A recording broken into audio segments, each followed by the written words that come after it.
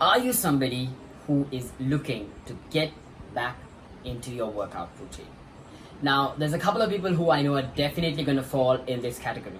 Number one, people in general who want to start working out, or people who used to work out, but for whatever reason you fell out of your regime and now you want to get back into it. And then I know there are people who in Ramadan stopped working out. I know you're out there, alright? It's cool, it's time to get back now. You fall in this category as well.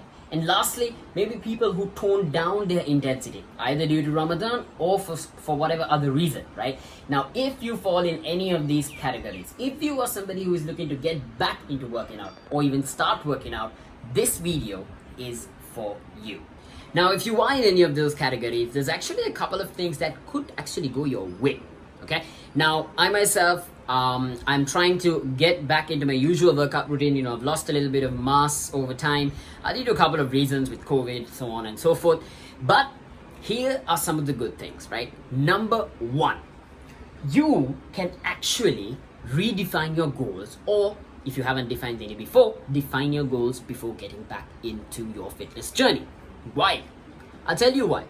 In the era that we live, the whole perfect body image has sort of been hyperized by, people say, Instagram models, or I would say social media in general, and that can mislead us to think, or unconsciously we could establish a standard that having chiseling abs or that slim waistline are the only indicators that you're doing good on your fitness journey or that you are fit.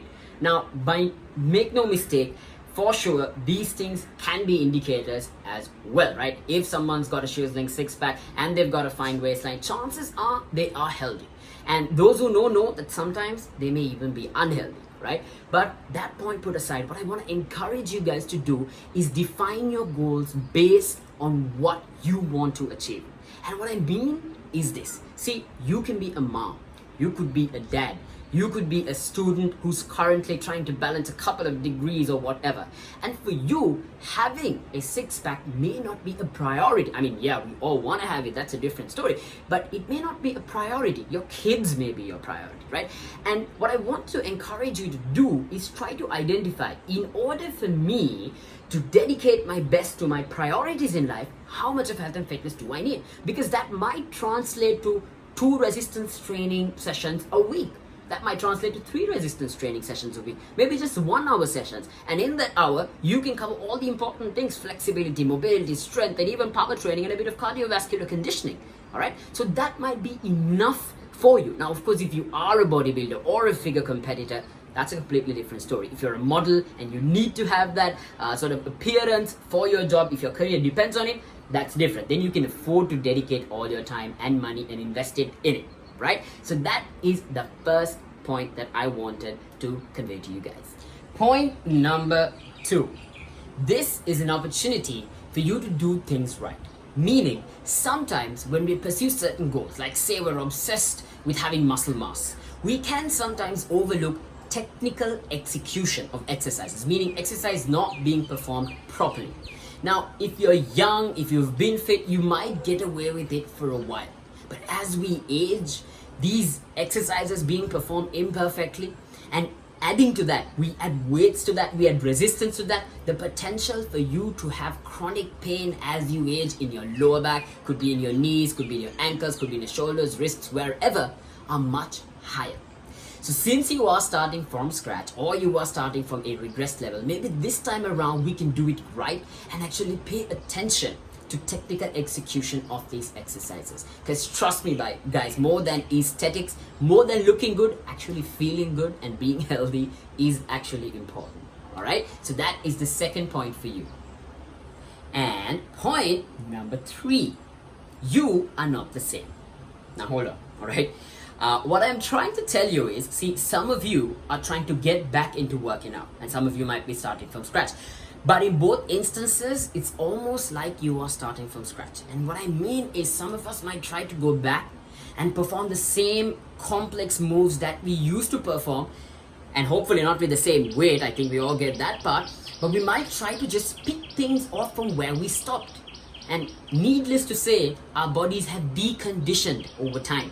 Our cardiovascular fitness would have gone down. Your muscular strength and endurance would have gone down. Your neuromuscular connectivity might have gone down. So just be mindful that you cannot pick off from where you started, right? It could be that if you've had training experience, you will adapt faster. When I go back into working out, if for whatever reason I've taken even 2 weeks of a break, I generally try to start off with body weight. Now, some of you might be more advanced than that. That's completely fine. But I'm telling you, do not try to take things off from where you stop. So be smart about it. So that, guys, are 3 points that I would encourage you to consider if you are somebody who is resuming your workout routine, or if you are somebody who is considering to start working out. Now, on that note, if you guys do not get any form of guidance from a coach, somebody who is certified, or even somebody who has experience, I would highly encourage you to be very mindful about the exercises that you follow, right? Working out can seem like something that is so simple that anyone can do it, and in most cases it is. But when it comes to programming your schedules, and when it comes to coaching somebody to execute it, right, with the correct technique and progress in the appropriate manner, I would always advise, if it is within your disposal, to try and get the advice and guidance of somebody who has experience. That is it, guys, from me. I wish nothing but the best for all of you who are trying to get back. Don't be disheartened if you had a temporary stop in your fitness journey. The main thing is, no matter what comes your way, never give up. It's never too late to start, and it doesn't matter if you're starting again for the 10th time. Maybe, just maybe this time, you will continue it and it will be a part of your lifestyle.